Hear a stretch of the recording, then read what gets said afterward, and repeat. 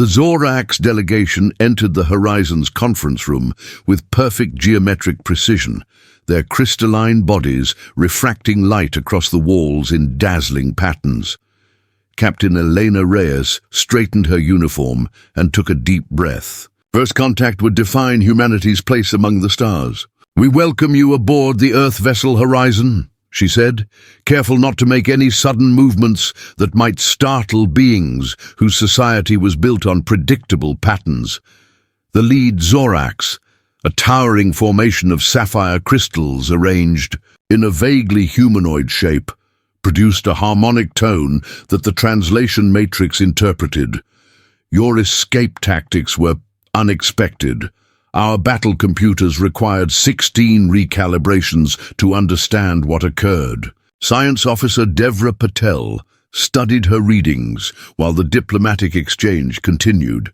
The crystalline beings communicated through vibrations that traveled through their silicon-based structures, producing sounds like wind chimes in a hurricane. Meanwhile, outside the viewports, the organic vessels of the Pelta maintained a wary distance, their tentacle-like appendages pulsing with bioluminescent signals. "They're communicating," Patel whispered to Lieutenant Commander Jackson. The Pelta ships are exchanging information about us," Jackson frowned. "Are they planning to attack again?" "I don't think so," she replied. "The patterns suggest confusion, maybe even concern." Across the table, the Zorax ambassador tilted what passed for its head. "Your species possesses no unified consciousness like the Pelta. You lack our computational precision, yet you function effectively as a unit when required and individually when advantageous. This adaptability is not within our experience." Reyes chose her next words carefully. "Humans have always thrived by adapting to new challenges. It's in our nature to find creative solutions." "Creative," the Zorax repeated, crystals shimmering with what might have been amusement. "A concept the Pelta considered dangerous and we find inefficient. Yet you survived our combined firepower through this creativity." As the diplomatic discussions continued, Patel slipped away to the science lab, where she analyzed data from both alien fleets. What she discovered sent a chill down her spine. According to ship markings and energy signatures, these two species had been engaged in the same tactical formations for over 3 centuries. The war had become ritualized, predictable, nearly devoid of innovation or strategic evolution. "Captain," she reported later in Reyes's private quarters, "both species have been fighting so long, they've forgotten how to do anything else. Their tactics haven't evolved in hundreds of years. They've reached a stalemate that's become the foundation of their civilizations." Reyes stared at the star map, where thousands of alien worlds glittered. "And we just disrupted that balance." "Not just disrupted," Patel said, displaying her findings. "The Zorax have already begun incorporating elements of our evasive maneuvers into their flight patterns. The Pelta bioships are undergoing accelerated mutations that mimic our communications array."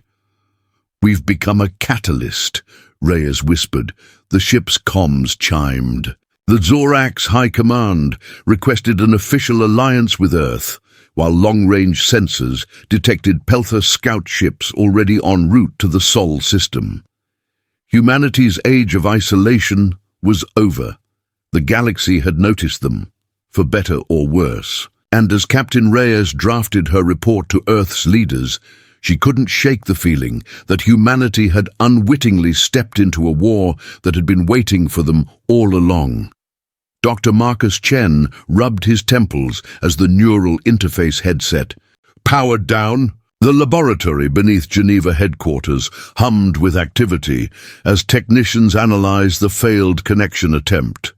"The rejection was instantaneous," he explained to Admiral Okafor, projecting holographic brain scans onto the briefing table. "Their technology expects crystal lattice thinking patterns. Our neural pathways operate differently." Admiral Okafor studied the projection with narrowed eyes. "Different how, exactly?" It's quantum perception, Chen said, highlighting sections of the human brain scan. Earth's higher background radiation created selection pressure for neurons that can detect quantum probability fluctuations. The Zorax evolved without this capacity. To them, reality is fixed and predictable. To us, it's a sea of possibilities. Their discussion was interrupted as emergency klaxons blared. The wall screens flickered to life, showing Mars colony under attack. Peltha bioships descended through the thin Martian atmosphere, their organic hulls rippling as they adapted to the defensive fire. They predicted our alliance with the Zorax, Okafor whispered, watching as the colony's outer dome fractured. Emergency force fields activated, containing the breach, but it wouldn't hold for long. The Zorax ambassador entered without announcement, its crystalline body vibrating with urgency. You now see the truth of Peltha aggression. They seek your extinction because your unpredictability threatens their collective consciousness. The being's harmonics shifted to what the translation matrix identified as formal tones. The Dominion offers official alliance. We need not share understanding, to share survival. 12 hours later, Lieutenant Sophia Novak stood at attention aboard the Zorax command vessel Geometric Harmony, trying not to wince as crystal formations grew around her boots, securing her to the deck. Around her, Zorax commanders plotted the defense of Europa Station with mathematical precision. The Peltha will approach from these vectors, the Zorax fleet commander chimed, crystal appendages indicating perfect formation lines on the tactical display. Our response will follow standard counter-pattern Sigma 12. Sophia cleared her throat. Commander, with respect, the Peltha have adapted to Sigma 12 in previous encounters. They'll expect it. The crystalline being vibrated with what the translator called dismissive certainty. Pattern Sigma 12 is optimal. Your species' chaotic suggestions would reduce efficiency by 6.2%. When the Peltha attack came, it precisely countered Sigma 12, just as Sophia had predicted. The Zorax formation splintered under concentrated fire, their ships unable to improvise as organic Peltha vessels adapted mid-battle. This is Lieutenant Novak to all Earth fighters, Sophia broadcast, breaking protocol. Disregard formation orders, implement chaos protocol. Her squadron broke away, executing random vector changes every 17 seconds, a pattern too irregular for the Peltha hive mind to predict. Sophia piloted her craft directly into the Peltha command cluster, weapons firing in rhythmic bursts that confused the bioship's defensive algorithms. The Zorax flagship, moments from destruction, found itself in a sudden clearing as confused Peltha ships scattered under the humans' unpredictable assault. 3 days later, Sophia stood before the Zorax Supreme Commander, expecting court-martial for insubordination. Instead, the massive crystalline entity vibrated slowly, producing tones of reluctant acknowledgement. Your intuition defies our models, it admitted. Yet results cannot be denied. We have begun integration of human tactical advisors into all fleet operations. As Sophia left the chamber, she noticed something unprecedented. Zorax formations had begun incorporating slight, deliberate asymmetries into their structures. The rigid species was beginning to adapt, one small imperfection at a time. Chief Engineer Hiroshi Tanaka hurled his tablet across the bunker in frustration. 3 months of work, and the modified Zorax weapons still failed against advanced Peltha shields. The alien technology was elegant, but utterly predictable. Exactly like its creators. The problem is the consistency, he muttered, rubbing his bloodshot eyes. Every weapon fires the same energy pattern every time. His gaze fell on his daughter's kaleidoscope, a gift from before the war. Mika had left it during their last visit before evacuating to the lunar colonies. He picked it up, peering through the eyepiece and turning the cylinder.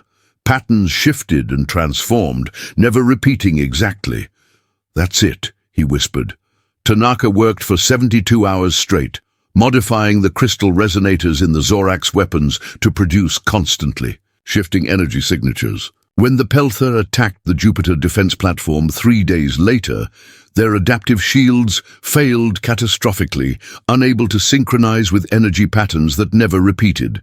The human modifications defy our modeling algorithms, admitted the Zorax weapons master, its crystalline form vibrating with what might have been admiration. Your species introduces chaos as a tactical advantage. Meanwhile, on Europa's frozen surface, Colonel Jackson and his 30 Marines huddled in the shadow of an ice ridge, their breath frosted in the thin atmosphere inside their helmets as they watched Peltha bioships land nearby. Remember, Jackson whispered over the comm, these aliens have never faced projectile weapons. Their defenses are calibrated for energy signatures. The Zorax commander had laughed, or what passed for laughter among the crystalline beings, when Jackson requested traditional firearms instead of energy weapons. Primitive kinetics are inefficient, it had chimed dismissively. Now, as the Peltha scouting party emerged from their ships, writhing masses of tentacles and sensory organs moving with perfect coordination, Jackson gave the signal. The Marines opened fire with modified railguns. The hypersonic slugs tore through the Peltha without triggering defensive countermeasures. The hive mind couldn't process the attack fast enough to adapt. Within minutes, the entire Peltha outpost was neutralized, their communication node destroyed. Before it could warn the fleet, the Zorax High Command viewed the battle recordings in complete silence. Finally, the Supreme Commander's crystalline form vibrated decisively. Summon all human military advisors. Integration will begin immediately. Across the solar system, humanity's unpredictability changed the course of the war. Zorax ships began, incorporating randomized maneuvers. Weapon systems implemented variable energy patterns. Victory followed victory as the Peltha struggled to adapt to strategies they couldn't predict. Then, without warning, a new ship appeared in Earth orbit. Unlike the crystalline perfection of Zorax vessels or the organic asymmetry of Peltha bioships, this craft was a seamless blend of biology and technology, living metal that pulsed with internal energy. President Chen stood in the United Nations Assembly Hall, watching the transmission from the strange vessel. The being on screen had a humanoid torso that flowed into mechanical tentacles, its skin a metallic sheen that rippled like liquid. "We are the Kailiri," it announced, voice resonating with multiple tones. "We have observed your species with great interest. The Zorax see you as useful tools. We offer true partnership instead." As the transmission ended, President Chen looked to the Zorax ambassador standing rigidly in the corner of the chamber. Its crystalline surface revealed nothing, but the tension was palpable. Humanity suddenly had options and leverage. "Doctor." Marcus Chen ran his fingers along the crystalline walls of the archive chamber, marveling at how each facet contained millions of data points stored in molecular arrangements. The Zorax had granted him unprecedented access, the first non-crystalline being ever permitted within their sacred knowledge repository. "Your adaptation protocols are most efficient," his Zorax guide chimed, leading him deeper into the geometric labyrinth. "Humans have proven more valuable than initial projections indicated." Chen smiled politely, though something in the Zorax's harmonics troubled him. 6 months of working with the crystalline beings had taught him to detect subtle vibrations that their translators didn't capture. "I'm honored by your hospitality," he replied, following the alien down a spiraling corridor that seemed to fold impossibly upon itself. "Humanity values the knowledge exchange." His guide eventually left, him alone at a research terminal. Chen began his authorized study of Zorax population demographics, searching for shared biological markers that might help improve human-compatible interfaces. Hours into his research, a system notification flashed across his screen. A translation, Matrix update had completed installation. Curious, Chen navigated to the communications archive to test the new parameters. A restricted channel appeared unexpectedly in his search results, probably a glitch in the permissions system. He hesitated, then opened it. Crystalline voices filled the chamber, accompanied by translation text. The human element introduces unpredictable variables that threaten galactic stability. Agreement reached with Peltha Central Mind. Containment protocols will initiate after Jupiter defensive line is secured. Estimated human casualties acceptable. Survivors will be more manageable without military leadership. Chen's blood ran. Cold. He quickly downloaded the evidence to his personal device, heart pounding as he realized what he'd discovered. The alliance had been a sham. Earth was being positioned for betrayal once its usefulness ended. Security alarms blared throughout the facility. Chen ran, ducking into maintenance passages as crystalline security forces converged on the archive chamber. He managed to transmit a fragmented warning to Earth before crystal shards embedded themselves in his leg, bringing him down. Light years away, Commander Elena Reyes stood on the bridge of the battlecruiser Defiance, listening to Chen's desperate message before it cut to static. "It's a trap," she told her officers, face grim. "The Zorax and Peltha have agreed to eliminate us once we've helped them secure the Jupiter line. We should wait for confirmation from High Command," her executive officer cautioned. Reyes shook her head. Chen wouldn't risk sending this unless he was certain, and he's never coming back unless we get him. "The Zorax will expect us to follow protocols," she continued, studying the star map. "So we won't. Navigation. Plot a course through the Oort cloud. We'll approach from the system's edge where their sensor net is weakest." "That's suicide," her tactical officer protested. "Even if we reach their territory, we'd be outnumbered 100 to 1. "Exactly," Reyes smiled grimly. "They'll never expect it." The Defiance vanished into the darkness of the outer system, executing a rescue mission so reckless that Zorax defense systems classified it as tactically insane and initially failed to respond. By the time the crystalline fleet mobilized, Reyes had already extracted Chen and the evidence from their most secure facility.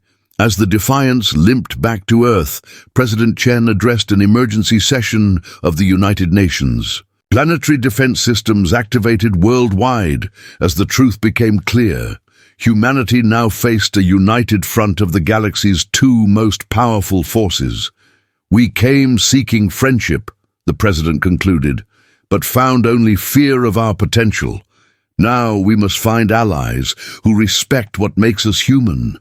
The renovated International Space Station gleamed against Earth's blue backdrop as delegates from 8 species gathered in the newly constructed Alliance chamber. President Chen stood at the center, surrounded by beings most humans had never seen before the war began. The avian Thraxil ambassador rustled his iridescent feathers as he signed the coalition document with a talon dipped in ceremonial ink. "For 7 centuries, we hid in nebula clouds to escape Zorax mining operations," he chirped. "Today, we emerge from the shadows." The aquatic meridian representative followed, her translucent body pulsing with bioluminescent patterns. "The Peltha harvested our ocean worlds for bioship components," her translator conveyed. "We bring biological sciences developed in secret over millennia." One by one, representatives from 5 other species added their marks to the document. Each had suffered under the major powers and brought unique technologies and abilities developed. In hiding, the Kailiri delegate, a seamless blend of living metal and organic tissue, completed the circle. "The Terran Coalition is born," President Chen declared, his voice broadcasting across Earth and to colonial outposts throughout the solar system. The celebration was short-lived. Within weeks, Combined Zorax-Pelta forces pushed through the outer colonies, their coordination unnervingly effective. Admiral Okafor reviewed casualty reports in her quarters aboard the flagship Humanity's Hope, each defeat weighing heavier than the last. A chime at her door interrupted her dark thoughts. Dr. Isabel Torres entered without waiting for permission, her eyes wild with excitement and exhaustion. "It works," she announced, placing a small device on Okafor's desk. The metallic disc pulsed with a subtle blue light. "We've adapted our neurological quantum perception into a communications network." Okafor raised an eyebrow. "Explain, Doctor." "Humans perceive quantum probability fluctuations," Torres said, words tumbling out rapidly. "We've harnessed that ability into a communication system that operates through quantum entanglement, instantaneous, undetectable, and impossible for the Zorax or Pelta to intercept because they literally cannot perceive the frequencies we're using. The technology transformed the war within months. Coalition ships moved with unprecedented coordination, executing complex strategies across vast distances without detectable communication signals. The enemy couldn't predict what they couldn't detect. At the Battle of Proxima Centauri, Admiral Okafor implemented Operation Thunderstrike, coordinating 300 ships through the quantum network. The fleet split into 17 battle groups that seemed to operate independently until the critical moment when they converged simultaneously on different weak points in the enemy formation. "Impossible!"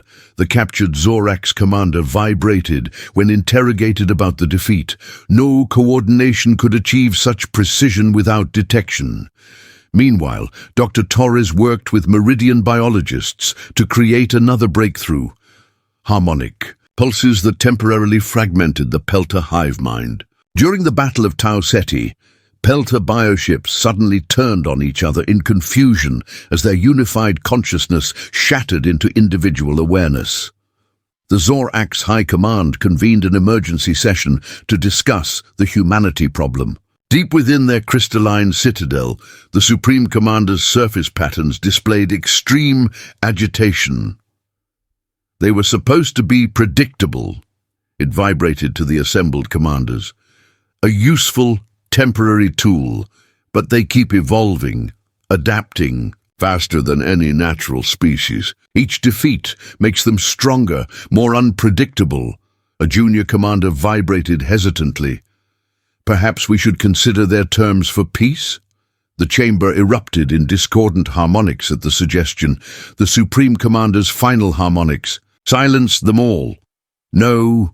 Deploy the planet killers. What cannot be controlled must be eliminated."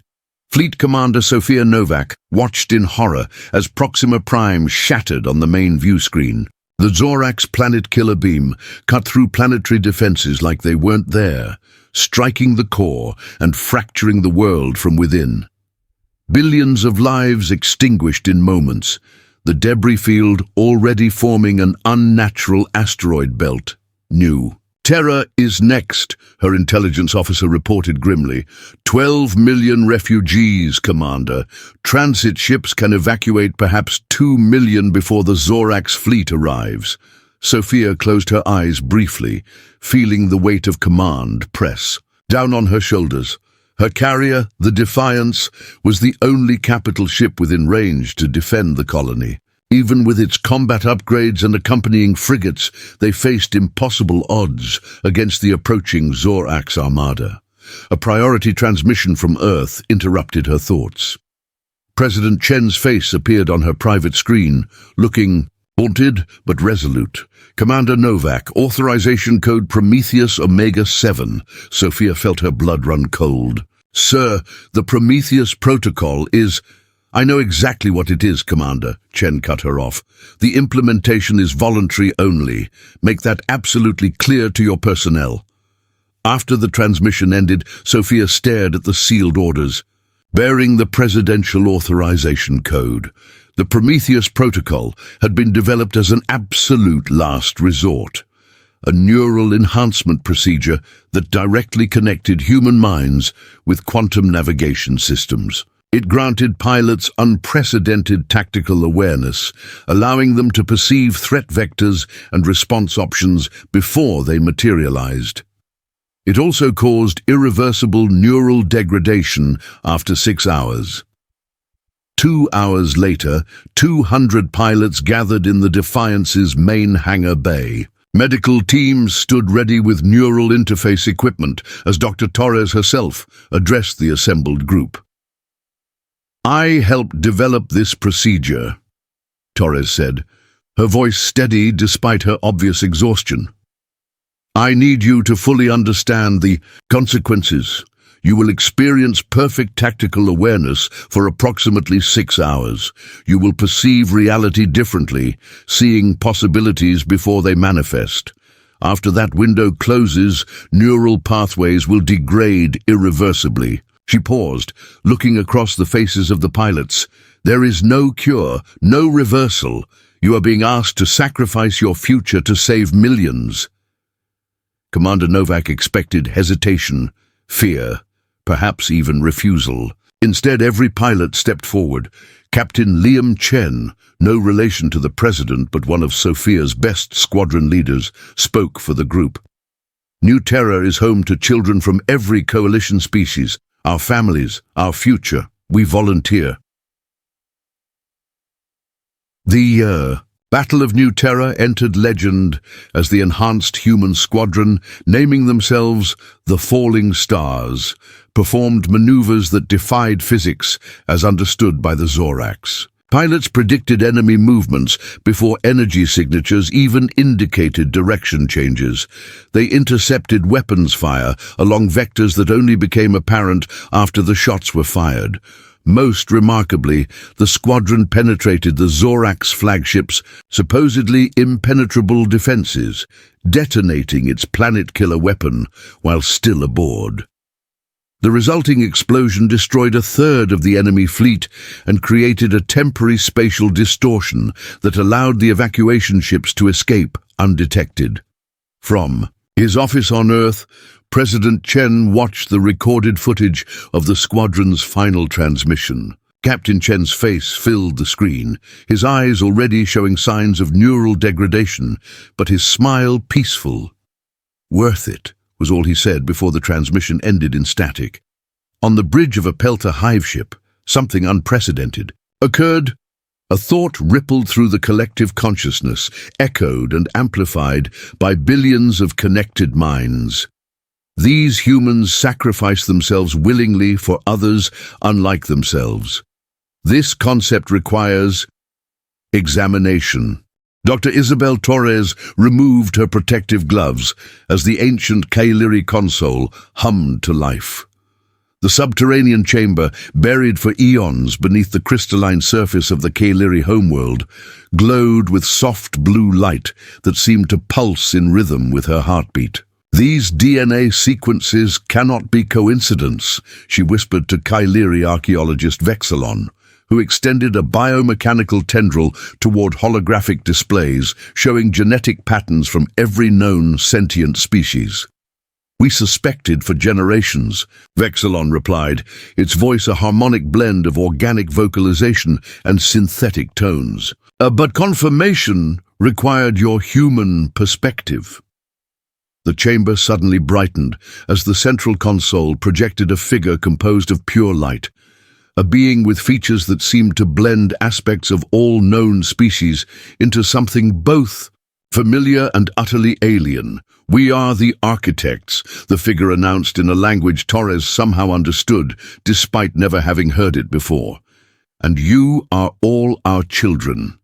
The message continued, explaining how the architects had seeded the galaxy with life billions of years ago, crafting each sentient species with specific traits and purposes. The Zorax embodied order and precision. The Pelta represented unity and collective wisdom. The Kailiri balanced biology and technology in perfect symbiosis. "And humans?"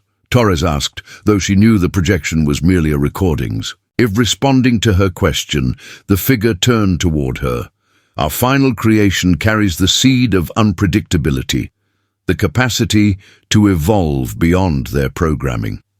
When all else fails, when evolution reaches stagnation, the humans will prevent entropy from claiming our legacy. Torres transmitted the discovery across the quantum communication network, its implications rippling through coalition space within hours.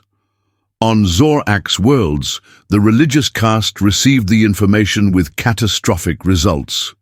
Crystal ships began firing on each other as fundamentalist factions declared humans either divine catalysts to be revered or dangerous abominations to be destroyed. The crystalline orthodoxy has splintered, reported Admiral Okafor during an emergency coalition meeting.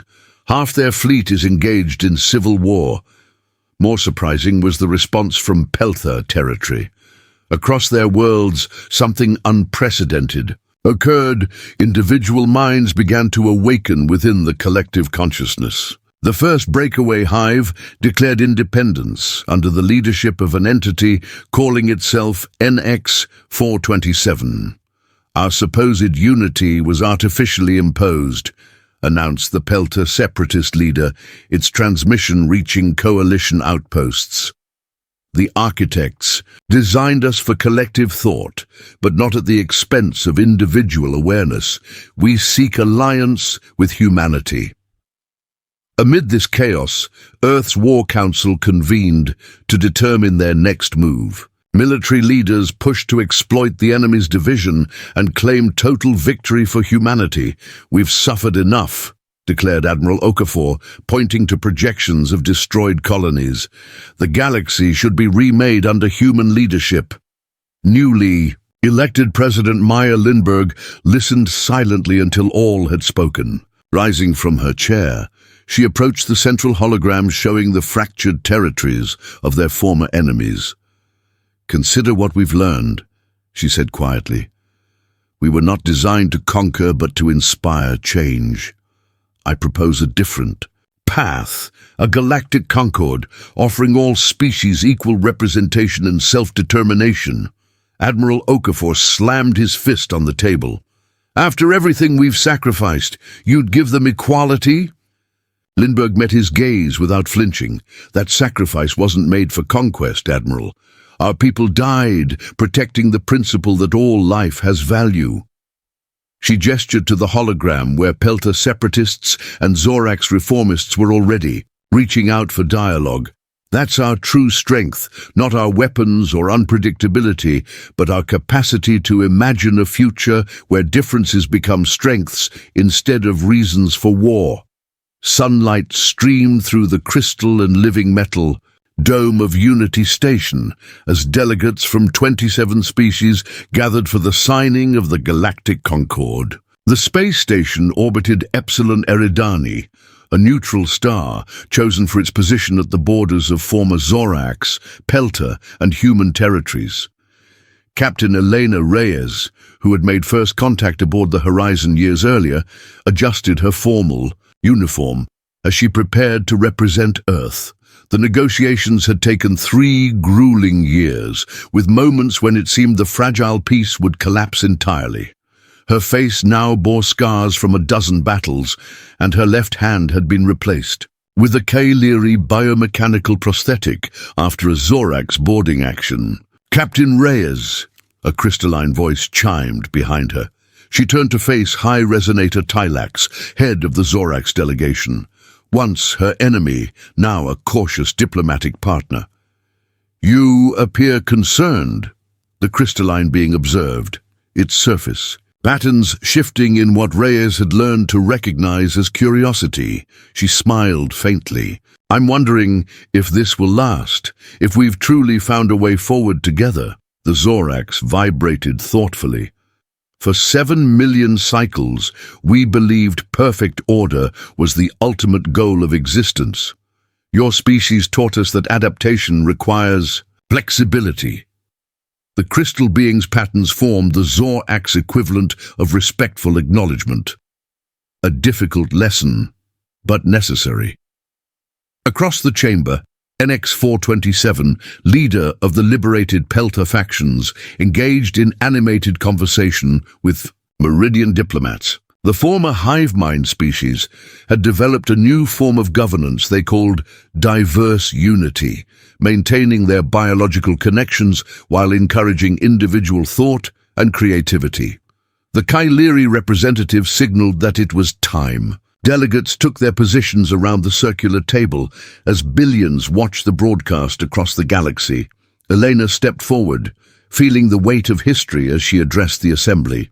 "We came to the stars as explorers, became warriors by necessity, but our true destiny is as bridge builders," she declared.